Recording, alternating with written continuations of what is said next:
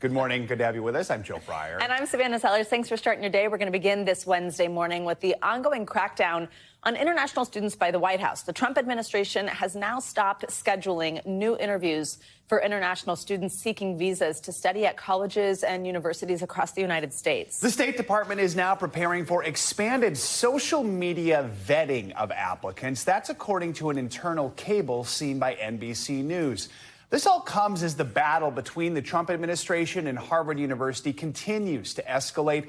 The White House is now looking to cut all remaining ties with the Ivy League school. In a letter obtained by NBC News, the General Services Administration, which provides support to federal agencies, accuses Harvard of engaging in race discrimination and a, quote, disturbing lack of concern for the safety and well-being of Jewish students. NBC News White House correspondent Vaughn Hilliard joins us now from Washington with the latest. Vaughn, good morning. Let's begin with the White House stopping these new interviews for student visas. The State Department has says it would issue guidance to consulates and embassies in the coming days.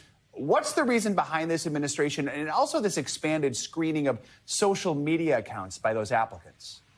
Correct, Joe. This was an internal cable from State Secretary Marco Rubio, reviewed by NBC News, directing that every consulate and embassy is to immediately halt its interviews of potential prospective future foreign students who are seeking to study inside of the United States. Now, a week ago, we saw the administration seek to stop Harvard University from having any international students study on its campus before a federal court intervened.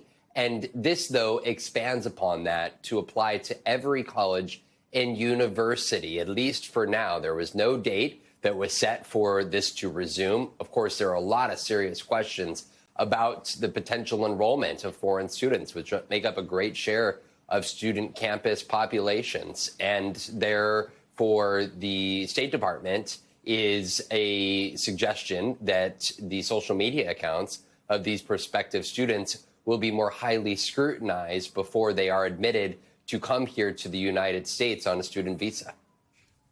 Vaughn, a senior administration official says the White House is looking to cut all remaining ties, as we mentioned, with Harvard University, even just beyond these visas. They're going to ask federal agencies to find ways also to end their own contracts with the school. We know last week a federal judge blocked the administration, as you mentioned already, what happened here from revoking Harvard's ability to enroll foreign students. But what is the latest between the two sides, especially with this potential here that it loses funding? Right. Over this last month, the war between Harvard and the Trump administration, or you could really make the case that this is more of a one-sided war, that the Trump administration is going on an all-out attack against Harvard University, has escalated. They have sought to revoke their tax-exempt status, the president himself urging the IRS to eliminate its tax-exempt status. And what we saw yesterday, however, was a further escalation. The GSA, the Government Services Administration, issuing a letter to agencies across the federal government, urging them to turn to alternative vendors that they have previous existing contracts with. In the case of Harvard, we're looking at potentially upwards of $100 million in contracts, everything from particular research endeavors to trainings that Harvard conducts. This is an effort by the administration to tighten its purse strings around money that is funneled to Harvard University. Harvard, notably, as compared to other schools like Columbia University, has not capitulated or caved to demands of the Trump administration to review their student admittance practices or faculty hiring processes. And that is where we have seen Harvard University resist these efforts of the Trump administration and their president, saying that they believe that it is worth taking a stand, not only on behalf of Harvard, but other universities and colleges. So much of this will be settled in court. Vaughn, while we have you, I also want to ask you about that really pretty controversial announcement yesterday about COVID vaccines. Health and Human Services Secretary Robert F. Kennedy Jr., a noted vaccine skeptic, says the CDC is no longer going to recommend routine COVID shots for healthy children, for pregnant women. The CDC actually lists pregnancy as a condition that puts people at high risk for COVID complications. So what is the rationale for this decision? Right. Robert F. Kennedy Jr., before he was in the Trump administration, he was actively seeking to have the FDA revoke the authorization of the COVID vaccine. He has been more than a skeptic. He has been somebody that has tried to take it off of the market. And this is the latest effort by his HHS, including from the FDA, to try to urge limitations over future use of the COVID vaccine. I want to let you listen to part of the video that the HHS secretary released yesterday. Last year, the Biden administration urged healthy children to get yet another COVID shot despite the lack of any clinical data to support the repeat booster strategy in children. That ends today. It's common sense and it's good science. There's no evidence healthy kids need it today. Now, while the infection rates are lower here in 2025, health experts and hospital officials say that they continue to see patients with severe complications from COVID. And the American College of Obstetricians and Gynecologists said it was, quote, extremely disappointed by the HHS announcement, noting that, as you said, that pregnant women still see higher complications from COVID infection compared to other individuals. Guys. All right, Vaughn, thank you.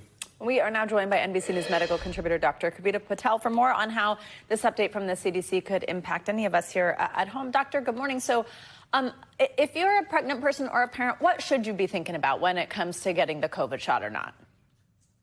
Yeah, Savannah, with this new guidance, there's actually really few options that if you're a healthy pregnant woman or anyone with healthy children, age 18 or under, that there will be no access to shots this fall. And some clinics around the country have already stopped access immediately. I think that's a little premature because we're still waiting for some written guidance that the FDA can administer and CDC to states and local officials. But so far, all these signs are a significant shift in our vaccine policy. That this means that for healthy children, including healthy pregnant women, which, as you just mentioned, Tavon, pregnancy itself is considered a kind of a high-risk condition. So those two statements don't really kind of correspond to each other, but there will be no access for this vaccine unless you're willing to pay out of pocket.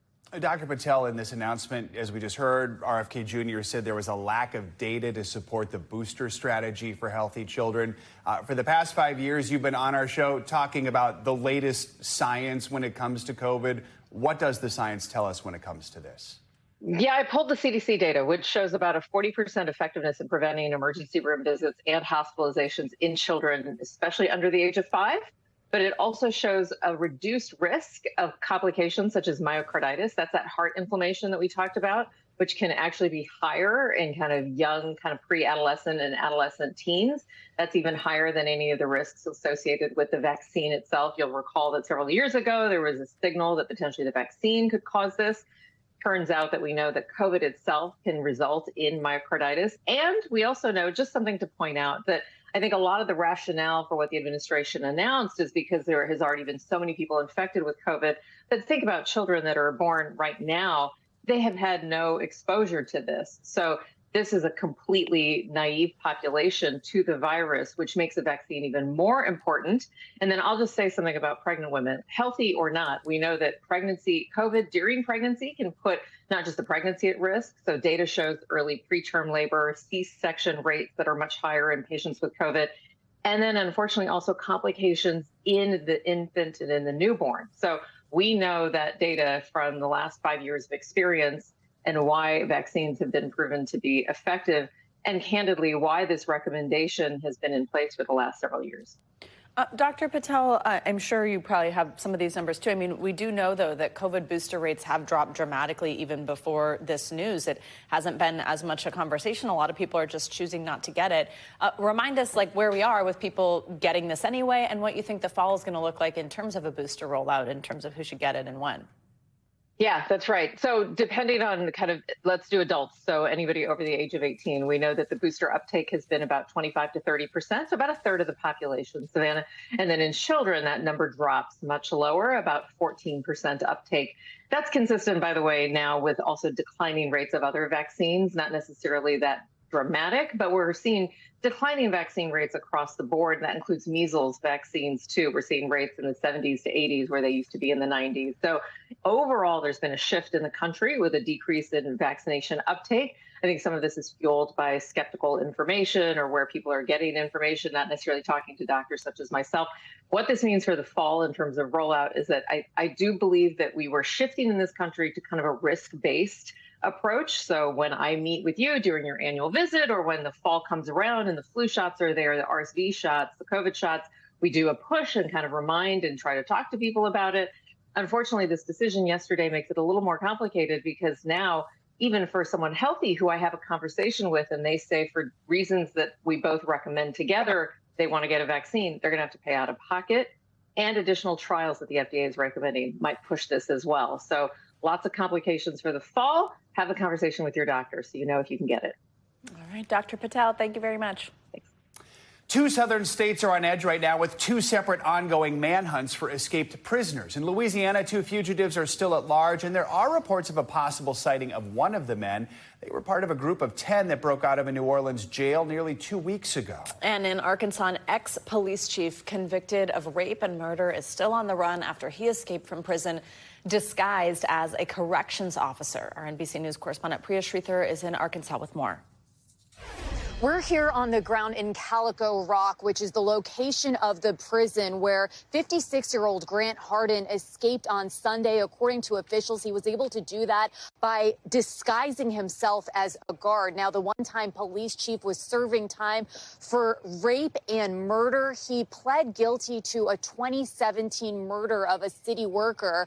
The prosecutor who prosecuted that case said that he shot the man in the face in broad daylight. They were able to get DNA from that case that then tied him to the 1997 rape of a school teacher that had been unsolved for decades. He has now been on the run for days, and officials here are warning that he could potentially be armed and dangerous. They say he would likely have to use a vehicle to get out of this area, so they're warning the public to remain extremely vigilant. Meanwhile, down in New Orleans, officials there have made incredible progress in trying to track down the 10 inmates who escaped from a detention facility in that city back on May 16th. They now have 8 of them back in custody. 2 remain on the loose. One of those 2 is a convicted killer. They were able to recapture 3 of those inmates on Monday.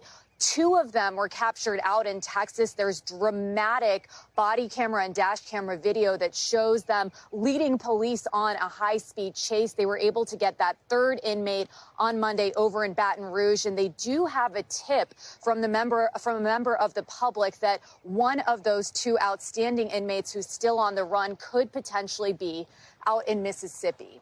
Back to you guys. All right, Priya, thank you. Well, we are learning more about the violent break-in at the home of Beanie Babies founder Ty Warner in an exclusive California community. The suspect in the home invasion was arrested after allegedly attacking a woman who was on the property and then barricading himself in a bathroom. NBC News correspondent Liz Kreutz reports. Shocking details emerging about a terrifying home invasion at a Montecito mansion owned by Beanie Babies founder Ty Warner. The suspect is probably still inside the house at this point. According to the Santa Barbara County Sheriff's Office, a man broke into the home and began violently attacking a woman before barricading himself in an upstairs bathroom. We also have an injured female who was found in the pond with a wound. A criminal complaint says the woman is now comatose due to brain injury. Warner was also home at the time, but unharmed. They had found a woman who had some very severe injuries, and she was in front of the residence, and they were able to get her out into safety. The suspect, identified by officials as 42-year-old Russell Maxwell Fay of Nevada, arrested after attempting to escape by jumping out of a second-story window. Records show he has a history of arrests. The scary incident happening in the exclusive coastal enclave of Montecito, home to celebrities like Oprah, Prince Harry, and Meghan Markle. How unusual is this for something like this to happen in Montecito? I mean, it's odd for Santa Barbara County. I think it really shook a lot of our community members. Warner, the notoriously reclusive billionaire credited with launching the 90s Beanie Baby craze, has not commented on the brazen break-in, with investigators saying there is no indication the suspect knew the victim. And authorities are still trying to figure out why the suspect targeted this home. The sheriff's office says he faces an attempted murder charge and is being held without bail. Back to you. All right, Liz, thank you. A former employee of Sean Diddy Combs took the stand Tuesday in the rap mogul's sex trafficking trial. That testimony put the prosecutor's allegations of racketeering against Combs into sharp detail. Capricorn Clark, a former assistant to Combs, gave gripping testimony. She alleges that Combs and his associates kidnapped her and threatened her life. NBC's Chloe Malas was in the courtroom. Within 20 minutes of being sworn in, Capricorn Clark describing her first day working for Sean Diddy Combs back in 2004, telling the jury Combs found out about her connection to his rival rap mogul Suge Knight, and during a late-night walk in New York's Central Park, she said he told her if anything happened, he would have to kill me. Then when 3 pieces of high-end jewelry went missing, she said Combs' team forced her to repeatedly take a lie detector test for 5 days, and testified that a heavyset man who was chain-smoking cigarettes and administered the test told her, quote, if I failed the test, he would throw me in the East River, describing him as, quote, very wide, like 2 linebackers, like 5 of me. Another portion of Clark's testimony focusing on when Combs discovered his then on and off again girlfriend Cassie Ventura was dating musician Kid Cudi, whose real name is Scott Muscudi. Clark saying, quote, he had a gun in his hand and was pacing. She testified he then told her, get dressed, we're going to kill Muscudi. She says she was kidnapped and forced to get into Combs' Escalade and driven to Kid Cudi's home. Clark says Combs ordered her to call Cassie and tell her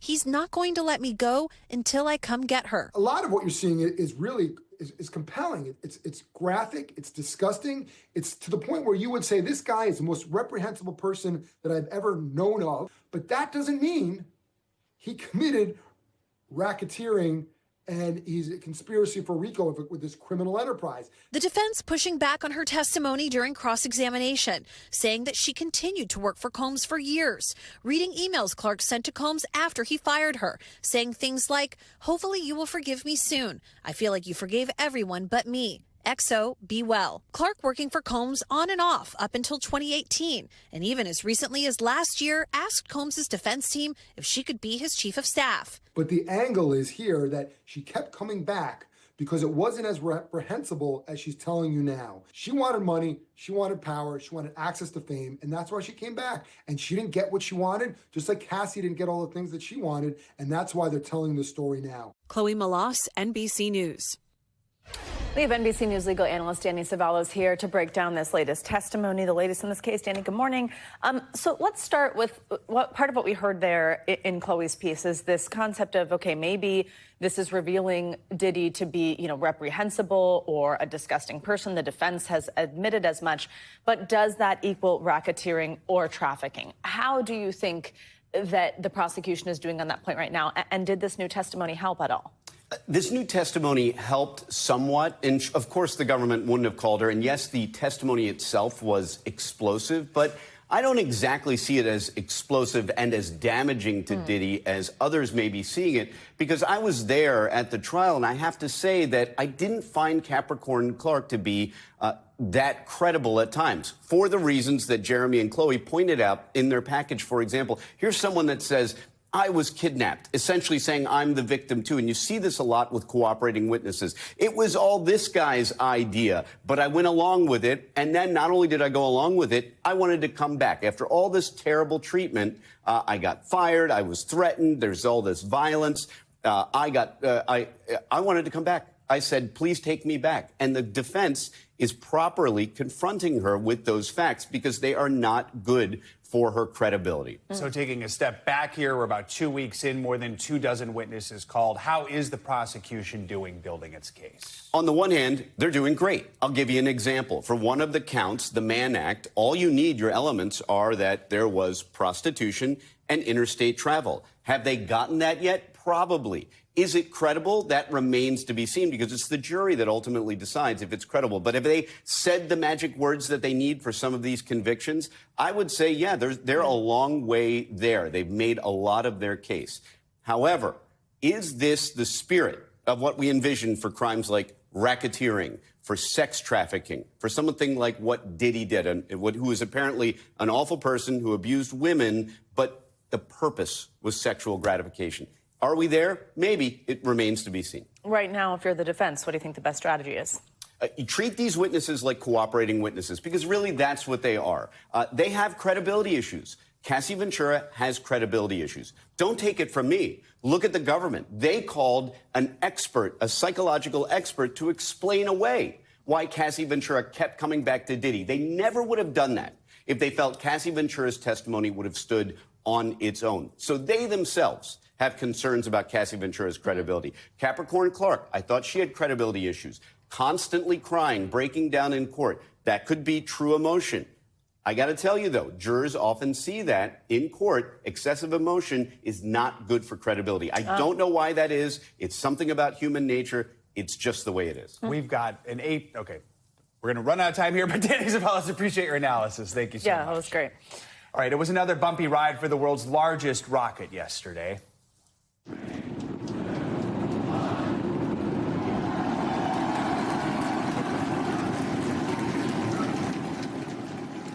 SpaceX launched Starship on its 9th test flight, which ended with the rocket breaking up somewhere over the Indian Ocean. Again, this time the ship did fly farther than it did on the last 2 attempts, both of which also ended in fiery failures. Now, this mission did start off smoothly, but then Starship encountered some issues once in orbit. Yeah, what's called the first stage super heavy booster exploded just before it was supposed to splash down.